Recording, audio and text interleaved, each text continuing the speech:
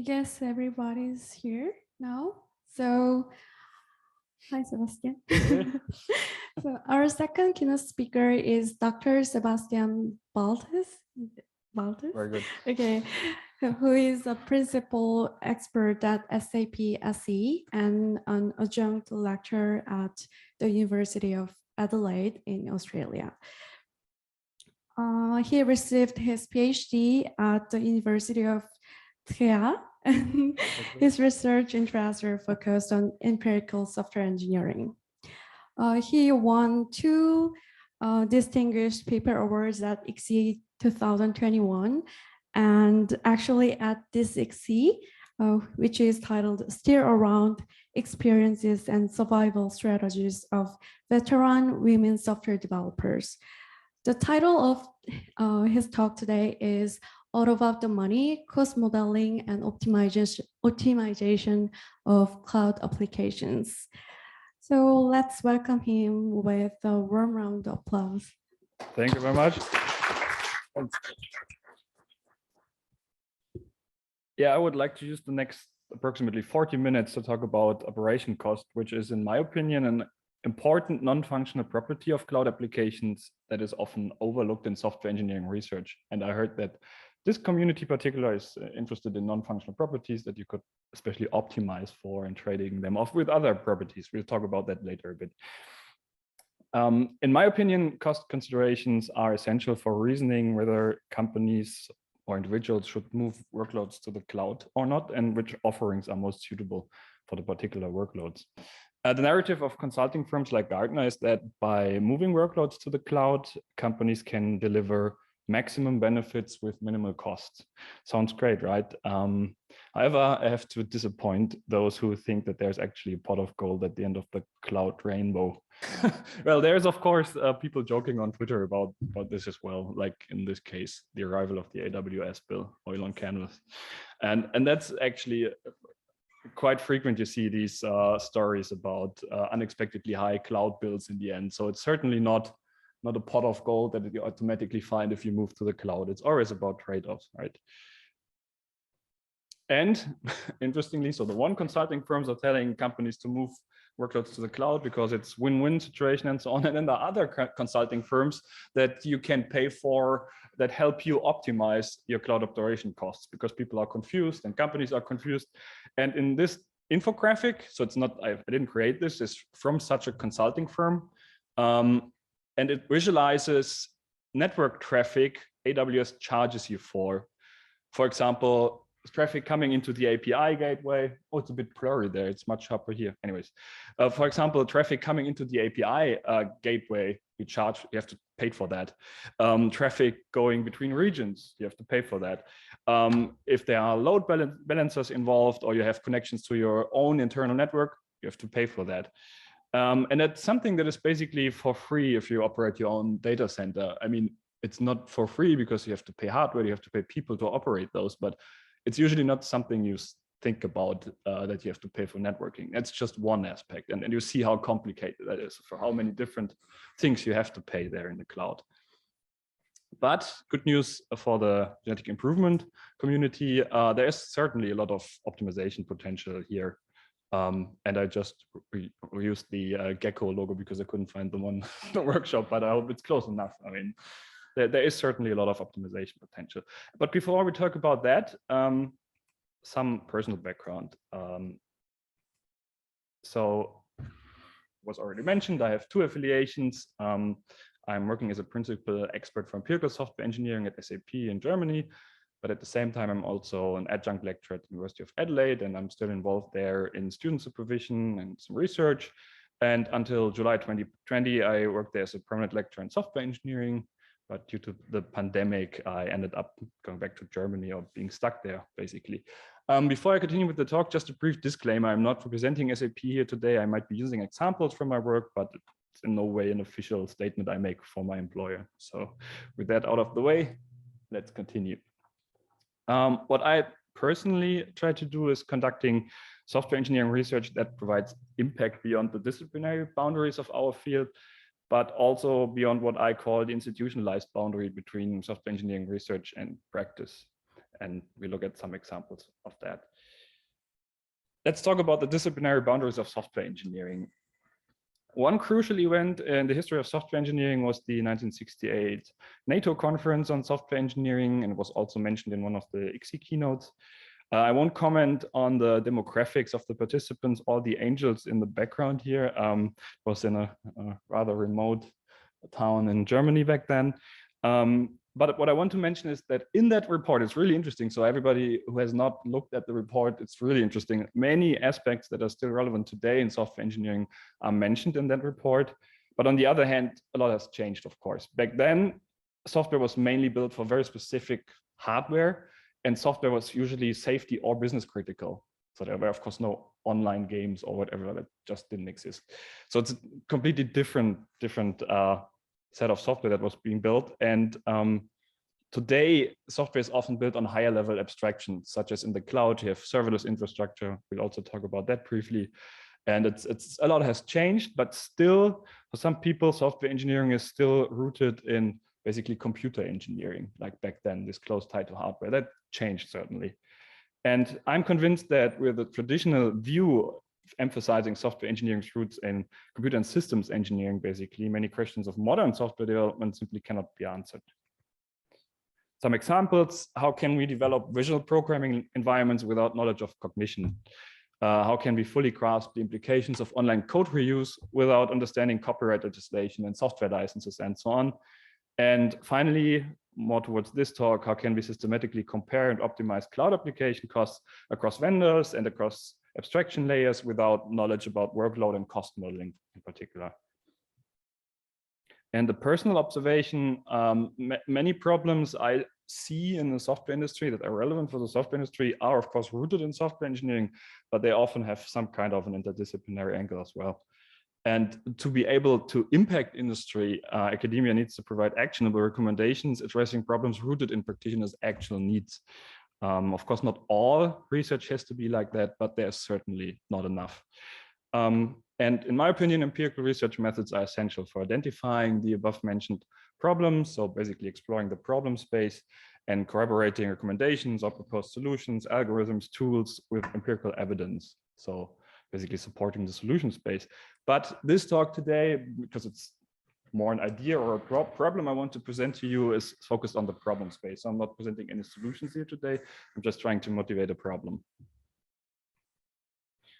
And to visualize what I mean when I say institutionalized boundary, let's take a hypothetical example. I mean, in software engineering, there's a lot of research on model-driven engineering and the benefits of that. And from a research standpoint, you could say, well, also for your mobile application, why don't you do model-driven engineering?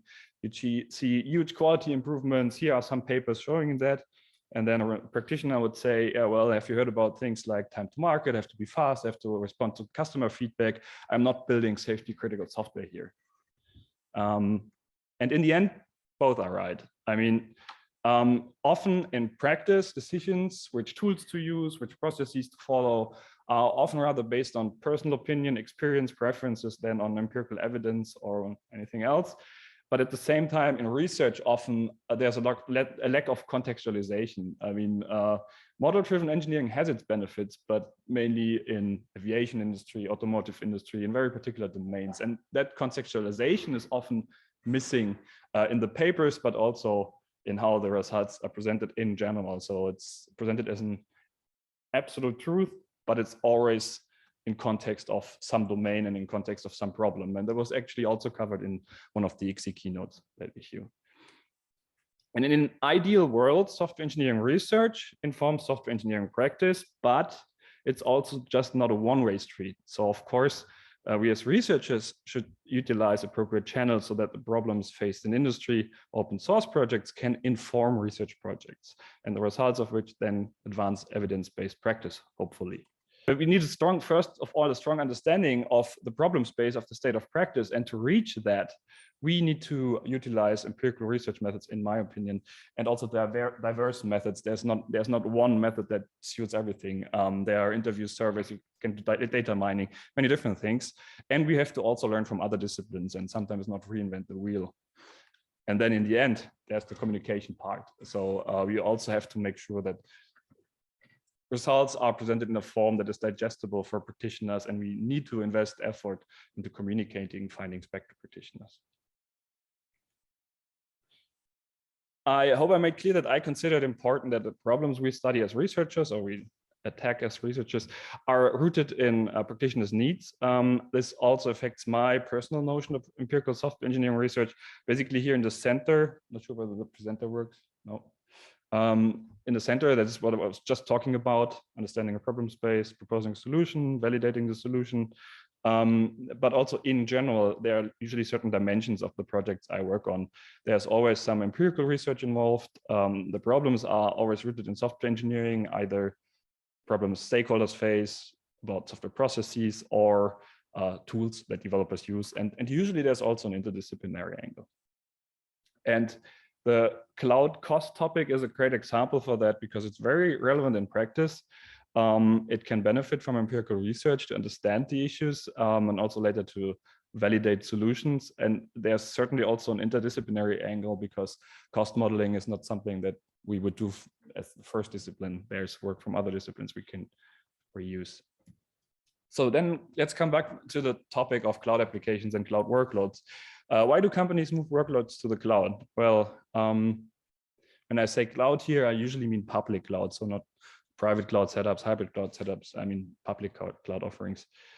It's quite interesting that actually cost transparency is one reason. So beyond just cost reduction, cost transparency is one reason of moving workloads to the cloud. Sometimes for a company, even if it's more expensive in the public cloud, it's beneficial because you can put a number on things like how much does a service cost per month. If you use a public cloud offering, you usually get quite detailed billing information at the end of the month, and then you know how expensive a service was. Even if it's more expensive than running it on your own in your private data center, that's something that's a benefit in that. But also usually cost reductions are part of the discussion as well.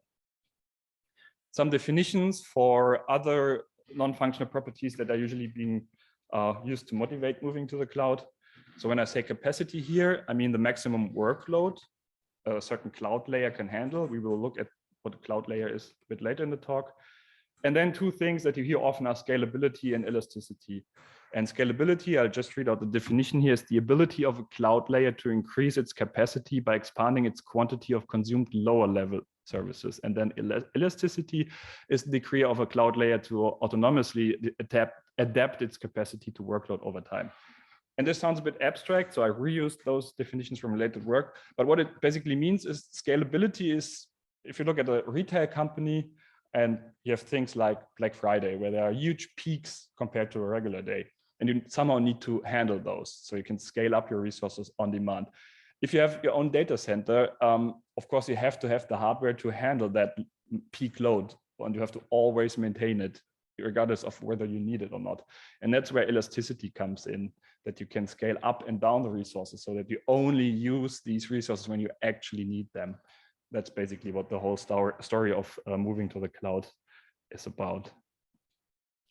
And then there is a survey by a cloud management company, Flexera, and they asked companies about what cloud initiatives they are currently driving, and they grouped it by how much invested the companies or the organizations are already in the cloud. So light would mean not so much, and the heavy would mean the company that's already having a lot of workloads in the cloud. And what is quite interesting is that if you look at that one of the top initiatives they are pushing for is optimizing the current use of cloud for cost savings, but also then better financial reporting on cloud costs to have that. So that's what companies are working on if they are already in the cloud to some degree. And that's interestingly, again, about the transparency topic. So transparency is somehow a reason to go to the cloud, but then again, it doesn't seem to be perfect because there are a lot of initiatives going on in that direction. And like the example before, you also see a lot of stories about in online forums, Twitter and so on, about things that can go wrong with cloud cost, like developers getting huge AWS bills that they didn't expect, like talking about a couple of $1,000s here because of one example that's being mentioned is was a one-line bug basically, and that cost a couple of $1,000s at the end of the month. And the issue is just there's a delay in the cost reporting basically. usually you see it in some web tool that there's some huge spikes in your cost, but it's a couple of hours, days later you see that, and it might be too late depending on the bug you had. And the cloud providers are responding. For example, AWS has this cost anomaly detection tool, which is interestingly still in preview after like 2.5 years, because they don't really have an incentive, right, to fix that. And it's also more band-aid than an actual solution, because if you detect the anomaly in your billing, it's too late. You have to pay for it anyways. Of course, it's good that you don't have to pay for it for a longer time, but it's basically too late. And therefore, the project I'm talking about cost transparency, is about shifting the cost transparency basically left to the people making the changes that cause this issue. There are also stories of companies realizing that after extensive cost optimizations, even, they are better off with private cloud offerings. And one very recent example is 37 Signals. It's a company behind Hey and Basecamp. You might have heard about those platforms. And they have a very nice blog post outlining in detail what they did and why they then left the public cloud and went back to their own data centers. And also very recent and very interesting is that Amazon Prime Video, they also had a blog post about issues with cloud costs. So they were using their own, so AWS serverless offerings in like a distributed system, basically. And they reduced cost by moving back to a very traditional monolithic application in the end. And I think this is less about the technical discussion of microservices versus monolith or whatever. It's more about the cost structure behind those, in my opinion. And that's the main reason for the cost reduction. And it's quite interesting because it's, I mean, the same company operating those public cloud offerings. And yeah, if you're interested, the blog post is linked. It's very interesting. And there are so many discussions like those, like about cost and monolith distributed systems and what to use. And it's all quite hype driven. I mean, what the right way of moving to the cloud is, of implementing your cloud applications is. And like often the answer is, it depends, of course. And it depends on context again. So some preliminary observations: there's a lot of confusion and hype-driven discussions and also decisions in context of moving workloads to the cloud. At the same time, it's, in my opinion, a great opportunity for research to step in and objectify the whole discussion, because we can take a step back and look at the problems at hand and maybe not jump down the cliff there. But a spoiler, while operation costs is considered in related disciplines, I show some example, it's essentially overlooked as a non-functional property in software engineering research. There's not nothing, but considering the importance of the issue, you don't see much research in that regard. So but besides highlighting some interesting resources and issues and discussions, I wanted to introduce the before mentioned cloud layers to you and common billing approaches in the cloud, because not everybody might be familiar with them. You might have seen a variant of this diagram, basically, which tries to explain what the difference between traditional IT, so having your own data center, and the cloud is. And what it says is basically, if you have traditional IT, you operate everything: network, storage, servers, operating systems, up to the applications. And if you have so-called infrastructure as a service offerings, you basically, what your responsibility as a company or as an individual is just operating everything on top of the operating system. So it's basically a virtual machine that you get in the cloud, and everything on top you will still operate. And then there are platform as a service offerings that go a step further, that make it even easier to deploy your application in the cloud, that basically even take the runtime in the middleware away from you in a sense, and it makes it easier at the same time to deploy your applications in the cloud. And then there are, of course, software as a service offerings that are then built on top of the other layers. It's basically just something like, I don't know, Google Drive, Google Mail, just applications that you use via the browser that are hosted in the cloud. But I also want to provide a bit of a different perspective on this, a few more details. Of course, somewhere there has to be hardware and data centers, physical infrastructure, servers, network interfaces, and so on. And then on top of that, you have these infrastructure as a service offerings. And what they do is they basically provide you virtualized access to compute, storage, networking resources. Of course, there's a bit more than that. There are also other services, but that's essentially what the billing is usually about. You pay for compute, storage, or networking. And on top of that, there are these platform as a service offerings. There's also container as a service, where you just take a Docker container and you can very easily deploy that to the cloud and make it available, the application running in the container. And there are these serverless offerings. We look at an example a bit later. AWS Lambda is one example of that. And that would be compute function as a service is another term for that. But there's also serverless offerings for storage and also networking. It's just a higher level abstraction again, but you pay for compute, storage, networking. And on top of that, you as a company can then build your software as a service, either using a platform as a service offering below or infrastructure as a service. Or you can still, of course, run your own data center if you like. And one important aspect here is that in these cloud offerings, you usually have two different ways of provisioning these hardware setups, basically describing what you want to have, like in terms of number of CPU, memory you need, and so on, operating system. And you can do that in like web interfaces. You click through them and you can configure what you want, or you can do it declaratively via so-called infrastructure as code files. You basically configure the file, and then this is being provisioned in the cloud for you. And this is what modern platform engineers, DevOps engineers usually do. They modify these files, and accordingly the setup in the cloud is changed. But there's not only those layers, there's also different pricing approaches, making it even more complicated. Some offerings are usage-based. So basically you pay for what you use in terms of compute resources, network requests, or whatever. Usually by the hour, second, millisecond, and you get a monthly bill, basically. Then there's subscription-based billing, and where you pay a flat rate for a certain set of resources, like a virtual machine. You pay for a virtual machine with a certain setup, and it's a fixed price regardless of the load you have on the machine. And sometimes there are discounts if you rent that for a longer term, for example. And there are hybrid approaches, having some flat rates, some usage-based component, and also special offers like free tiers to get you attracted to the platform, basically. And also transient or spot instances, that's basically unused capacity that you can get very cheap, but the cloud provider can take it away from you at some point if they need it. Yeah, and those are then offered at a huge discount, of course.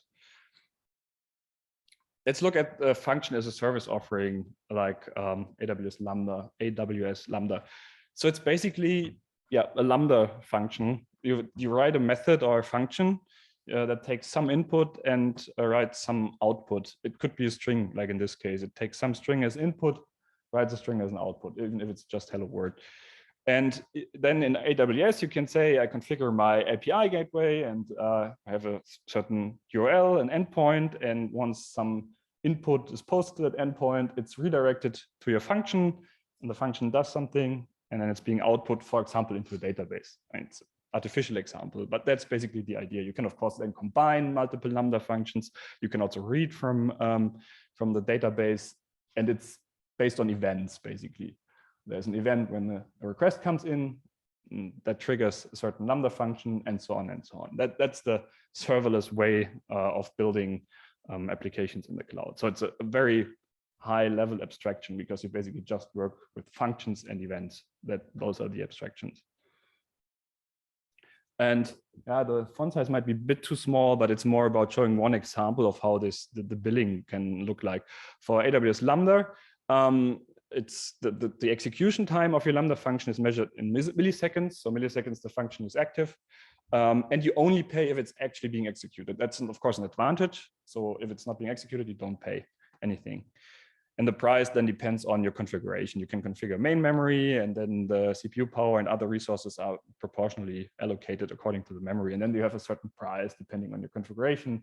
And you also pay for requests that happen. And that's this usage-based billing, with the advantage of only paying if you actually use it, with the disadvantage that often at some point it would have been cheaper to use a different offering, but then it's basically too late because you're locked in, and that's how they make money.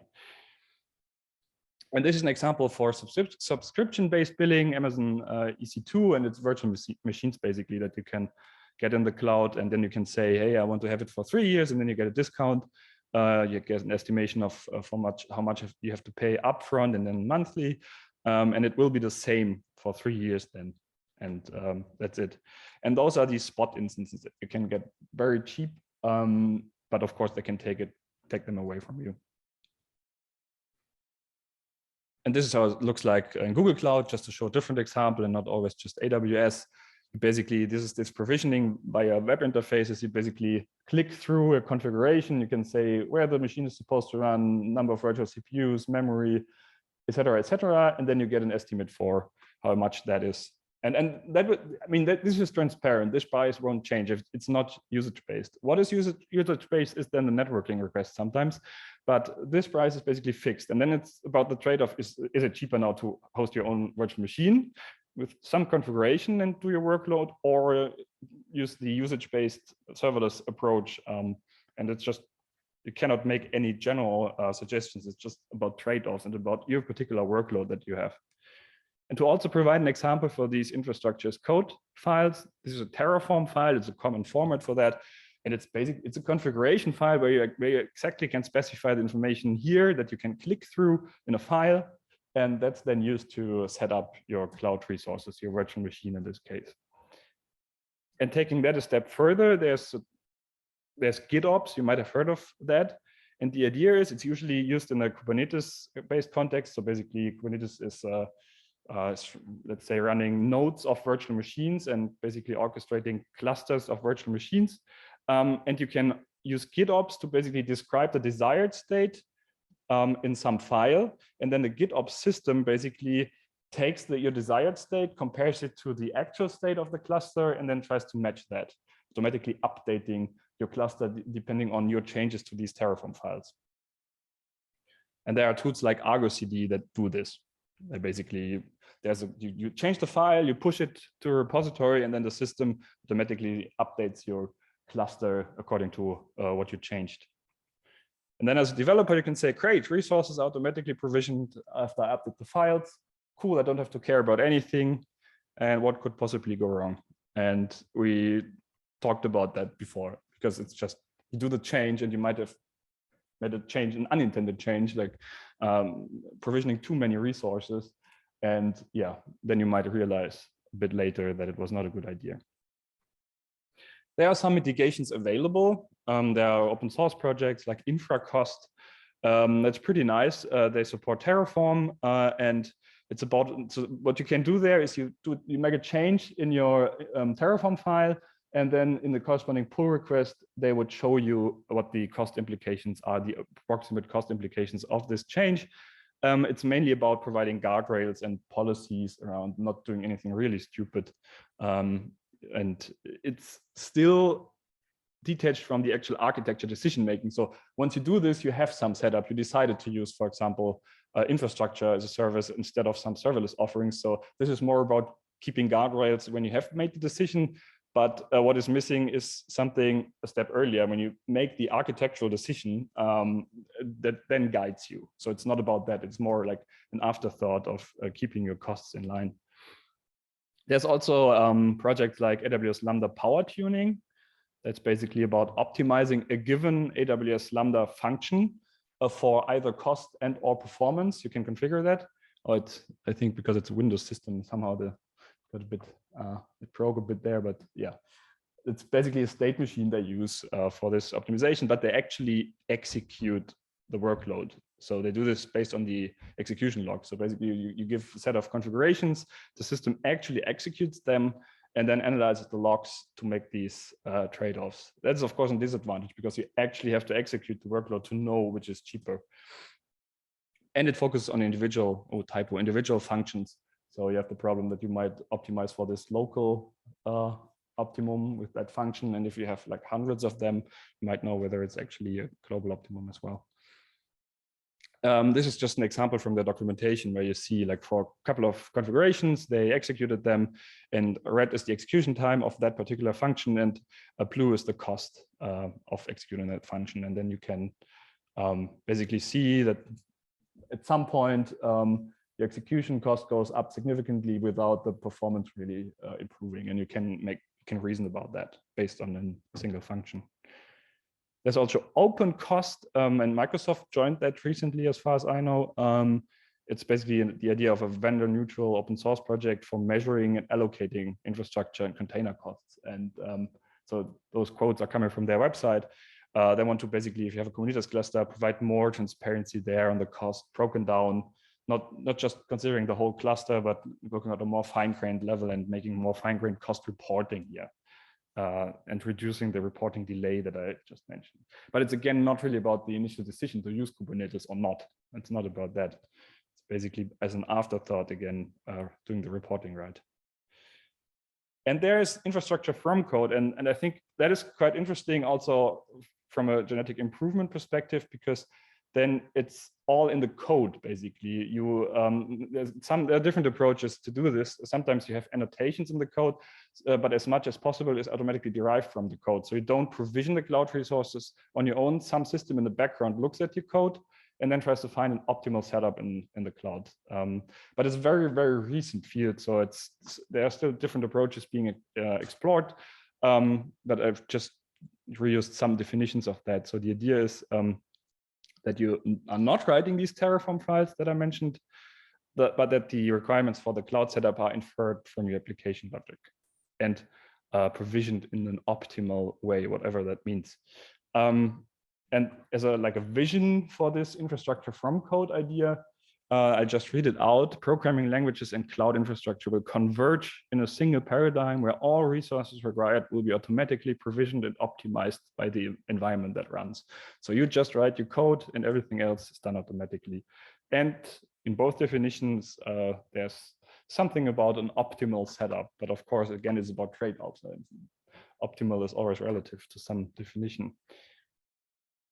And it's, as I said, it's a very recent field, so it's not mainstream yet, but again, an interesting opportunity to explore this. But there was a talk at AWS reInvent, so the main AWS developer conference, about infrastructure from code. So it's also linked if you're interested. And I just wanted to provide a very brief example. So if you have this code, which provides some API endpoints, like if a post request is made to the /users endpoint and something happens. And the idea behind infrastructure from code is then that the system would detect, well, there's an API apparently, and you need to post endpoint /users. And then the red one there, the second one, is basically the AWS API gateway, and that would be automatically configured and provisioned according to what is in your code. But you can, of course, not express everything just using the programming language, or in fair, not everything. So usually there are also annotations that you can add and so on and so on. But it's all in one set of, so in one code base, basically. And you have not the detached Terraform files. That's the idea. Yeah, again, what could possibly go wrong if you just write code and then automatically in the cloud there's some setup provision that is not for free. So it costs you money in the end. And I touched on this earlier already, that I think we need to work towards supporting architectural decision-making in the cloud using a cost perspective and not just as an afterthought later on when you have something in the cloud. And the point is that still today, I talked about infrastructure from code, but infrastructure as code is certainly the more common approach still. If you are a cloud native software developer or platform engineer, you modify these files. That's what's happening. And then you push them to some repository, and then your configuration in the cloud changes. And then the cost monitoring and estimation tools, they do exist. I've shown some examples during setup, but they are usually detached from where the developers work. Developers work in their IDE or in their editor and modify those files, but there's no cost monitoring or prediction support in the tools developers are using. And in my opinion, the whole cost transparency and cost perspective needs to be closer to where the architecture decision-making is happening. And there's also a related topic that when you design a system, how can you know for your specific demand what a suitable setup would be for cloud resources? So if you use, for example, this infrastructure as a service offering, how many virtual CPUs do I need for my workload? If I made the decision to use that. Of course, you can change it later, but you also don't want to over provision in the beginning. And basically, the idea is to work towards having a vendor agnostic and a cost model that also goes beyond or across these cloud layers. Of course, you cannot cover everything. You have to start somewhere. but that at some point the vision would be to be able to have a model that you can use to reason about trade-offs between for a given workload, which makes more sense, running your own virtual machines or using things like AWS Lambda. Or also comparing for a specific layer, for a specific thing like function as a service, comparing different cloud vendors.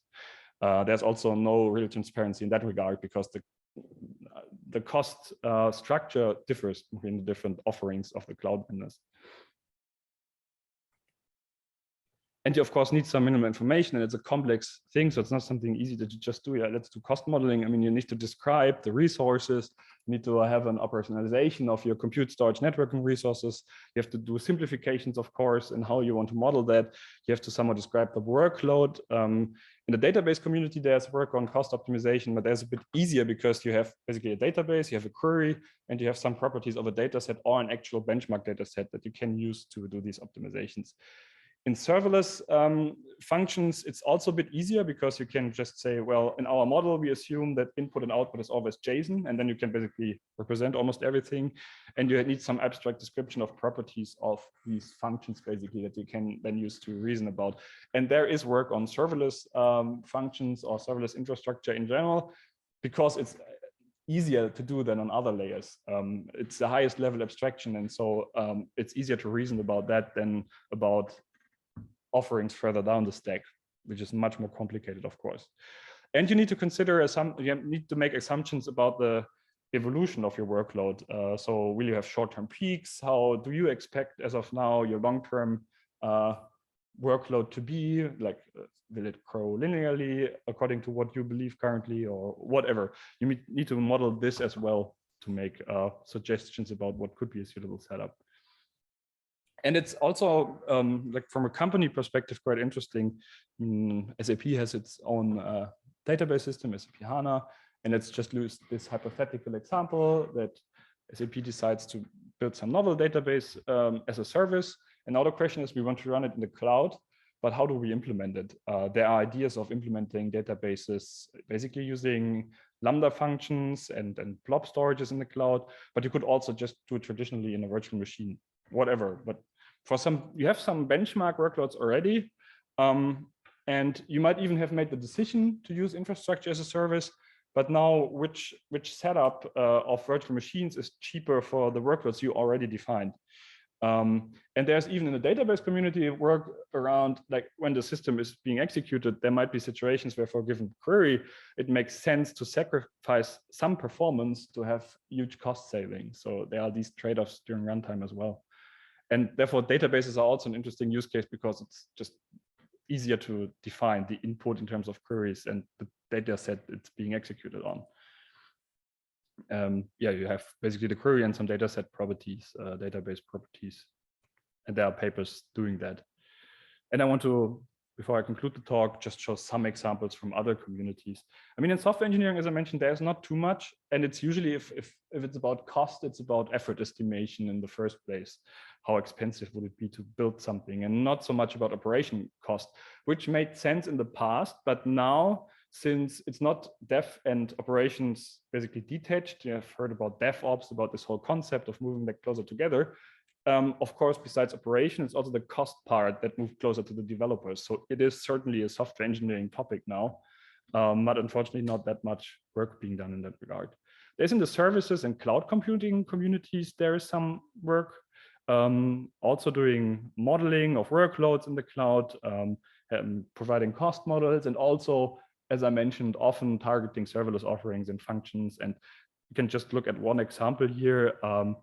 This is about comparing distributed stream processing and function as a service for given scenarios, for given workloads, for different use cases, which is cheaper, basically. That's the idea, what they do here. And you see here a nice example. They compared, let me see, it's Google Cloud Functions. It's basically the Google offering, the equivalent of AWS Lambda, and Apache Flink, which is such a stream processing engine. And it had the definition of the workloads to different use cases, and they just compared those two setups. And you have some kind of a break even here, depending on your load.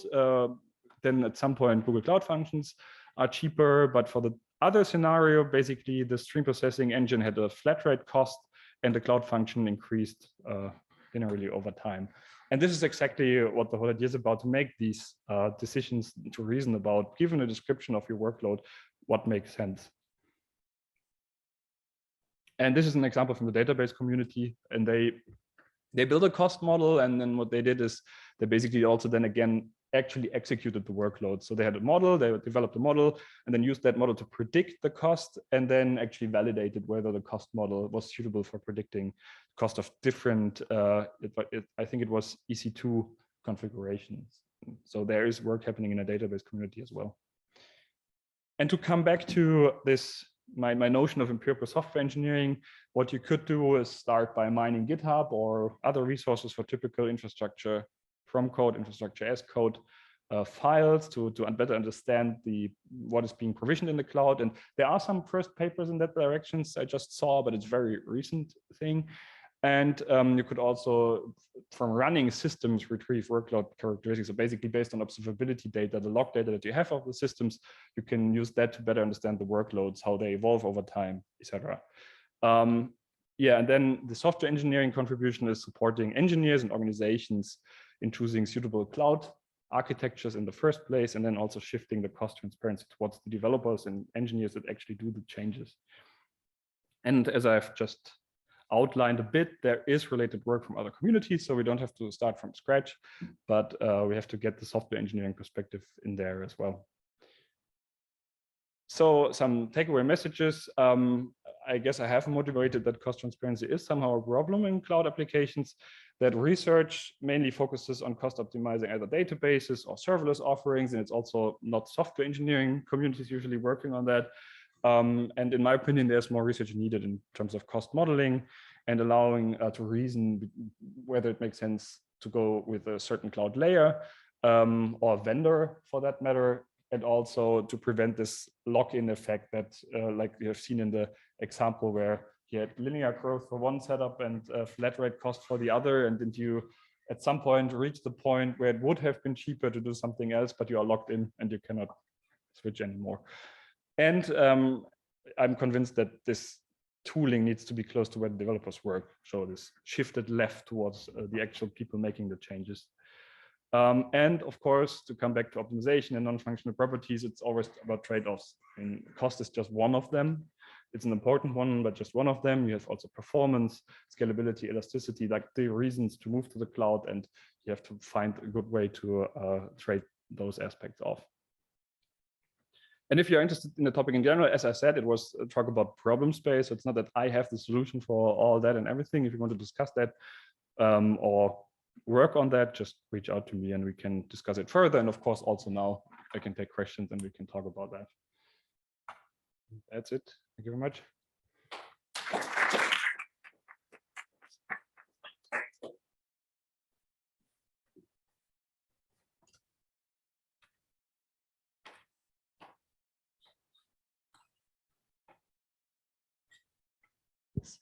Oh, there's a question.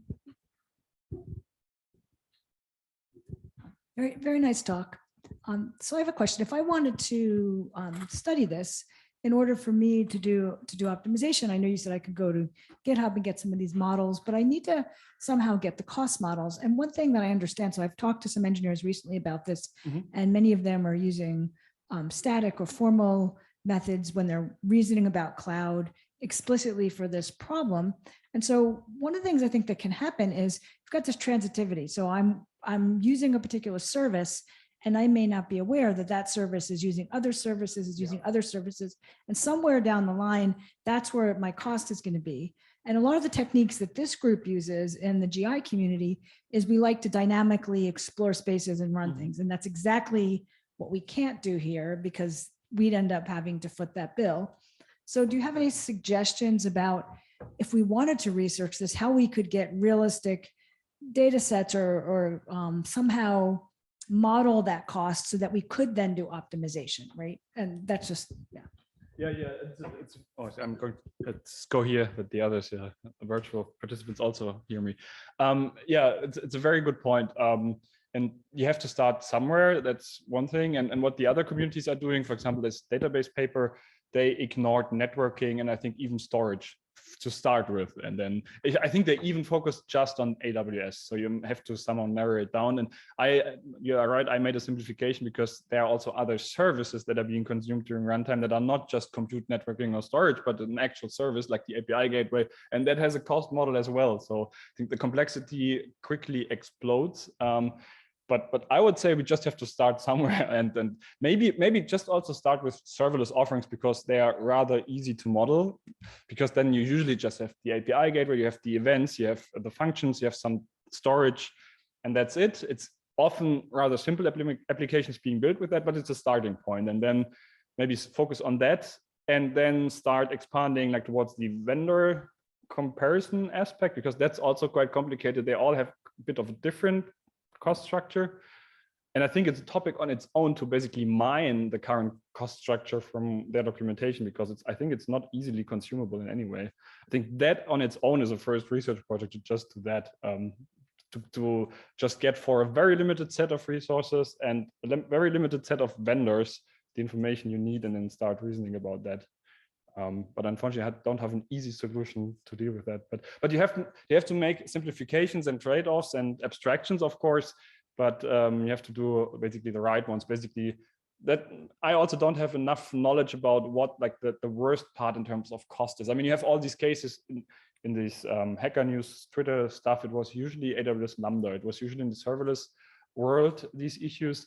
But I'm not sure whether globally this is the thing we should tackle first, or whether API gateways are an issue, or the networking part I was showing earlier. Maybe it's just about networking, starting with a cost model, just about this very complex networking aspect, and just reason about that from the beginning. Yeah, sorry that I don't have a better answer. But it's good that, I mean, that you talked about this with engineers and asked for their view on that, and you just have to start like that. Yeah, I appreciate that. So I was talking to some engineers about this for a specific problem, and my approach has always been dynamic. And so I use search, and I want to explore space, and they just said, stop, we can't do that, because even people that work within some of these companies, they have to pay for those services. Exactly. And so anything that costs, anything that runs the services has to be very cognizant of cost.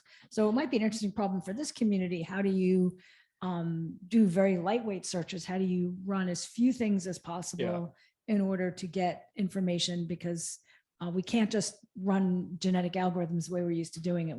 It will not scale, or it will, but we have to have lots of pockets to do it. Yeah. Then you would sit there like the woman in the picture in the beginning and the end as a researcher. I mean, I mean, the idea is, of course, if you have a cost model, you can use the model. That was also the idea in this database paper, that if you had that model, we don't need to execute the workloads. But I think if you do research on it and start with it, you have to execute the workloads to actually know whether the model is accurate. But maybe one idea would be to convince some of the cloud vendors, or one of them, to sponsor research in that regard, that they basically provide very cheap access to that. But then again, they don't really have an incentive to have more transparency there. But I don't know, it's worth a try. Maybe that could be something to get them to give you very cheap access to at least some resources to do this. Yeah. Great. Any other question?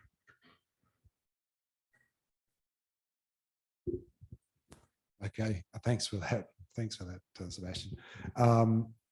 I work in a place where they use a lot of spot instances. They make really heavy use of it. Has it sort of been observed? And I have to say that I'm only sort of one step away from that, so I don't actually think about it every day. But do spot instances tend to flatten out the cost curve for? Yeah, so they are. If you look at the prices of the spot instances, they are way cheaper than the others. But I think there was even, let's go back to that slide. I think there was even a warning in that. Go to that slide. There was a warning in there that you have to design your application in a way that it can handle with these interruptions. Oh yes, and it is. Yeah. Yeah. Let's go back. There.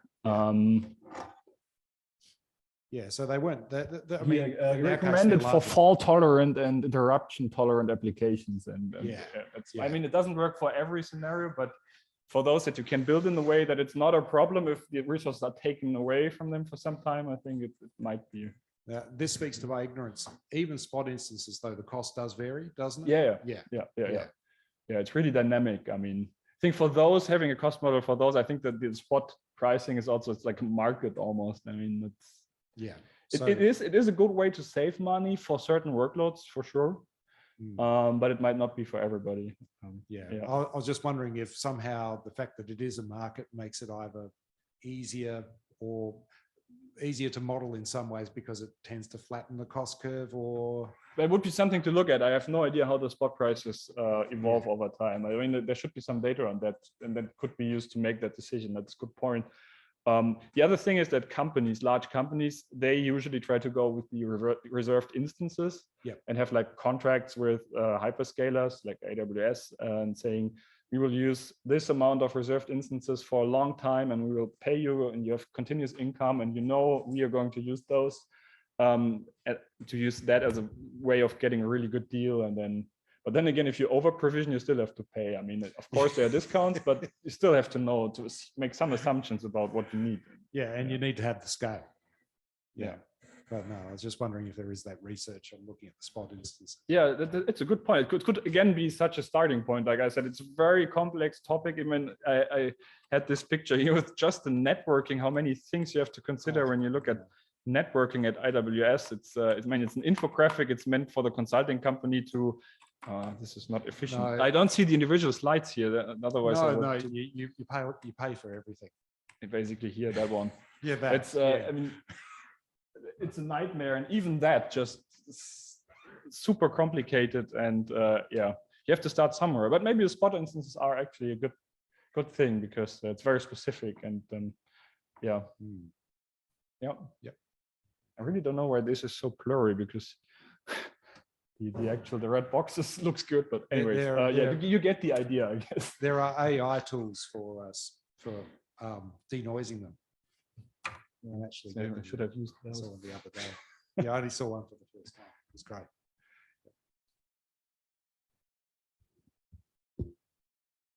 So it seems like we have a question from our chat online audience, Eric. Eric. Yeah, hi. Hi. Hey, thank you for your talk. I initially wanted to dig into that move to monolithic from microservices, but I think I've got a different question for you. I was wondering if any of those offline testing services like the functions framework for Google Cloud, or I'm not sure what Amazon's version is, but like things that you can run on your own machines to test out before you push up to the cloud. If any of those could be used to generate cost models. That's a very good idea, to get rid of this problem that you have to execute the workload like with the hyperscalers before you can actually make any reasoning. But yeah, you're right. For the serverless offerings, there are ways of locally executing the workloads. Then there could be also one idea to extend those local frameworks to make them somehow estimate the cost of this workload if it were to be executed in the cloud. But I'm not aware of anyone doing that. So it's a very good idea, but I don't think that anybody has done that. But it could be certainly also a good way to start. 100% agree. Well, then you'd be subject to the whims of their billing department to change every month as well. So. Yeah, that might happen as well. But even that could be a first thing to figure out how frequently they actually change their price structure. I mean, the prices will change, and if you have an automated pipeline for mining that, I mean, it would not be the first one to scrape information from the internet somehow. Then you at least know how much it costs, and then you somehow, I think because the billing model itself would not change that often compared to the actual prices. But yeah, and if you can somehow map the model to this local execution part and then just update the prices continuously, that could also be something to do, yeah. Yeah, thank you. Is there another question in the chat that I can answer? About the monolithic thing. Yeah, certainly. I think that's about the hype part. I mean, it always depends. I mean, I'm coming from a company that has is over 50 years old. We have old code bases. We have monolithic applications. But then again, it's also not that much of a problem, depending on what you want to do with it. Like if you do finance and accounting, You don't need fancy microservices. What is much more important there is that it's stable, that it works, that it doesn't screw up anything, that it is compliant. And it's again about trade-offs, and there are no easy solutions. And I think there was some kind of a hype towards microservices, but microservices are not a solution on their own. And basically they also shift, coming back to the networking part, microservices shift complexity towards the network. And that's not always a good idea, maybe. Because in the monolith, at least if you can, I mean, within a monolithic application, you still can have modules, but they don't communicate via network with each other. And it's also not always a good idea to have that. I mean, latency and so on are trade-offs to be considered. So no easy solutions. And I think people like in consultancy firms maybe, and on the internet, were somehow pretending that microservices are just a solution, but you now see papers about macro services or back to monolith, and actually Stack Overflow, for example, is a monolithic application. There's also a nice blog post and also I think a podcast about that, and they handle the scale easily with that system. So yeah. Yeah, thank you again. Thanks. Okay, I close the presentation.